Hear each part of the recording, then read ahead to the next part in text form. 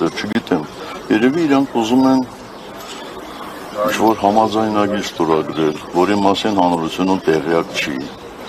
Իմիջիայլոց, երբ խոսում ենք իմպիչմենտի մասին, ձեզ որ ինչի է կարգրում, բա ինչու է մեր դիրքորոշումը այդպիսին։ Նախ ասեմ հետևյալը, որ 2021 թվականին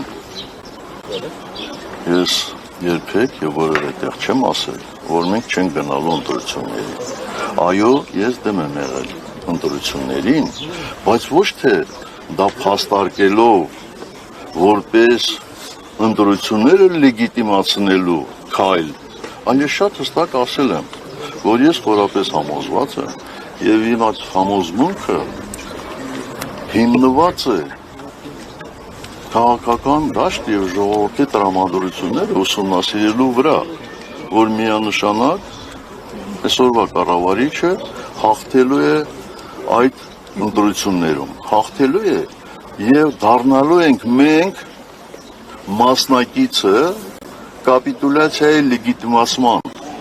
եւ միջազգային հանրությունը մեզ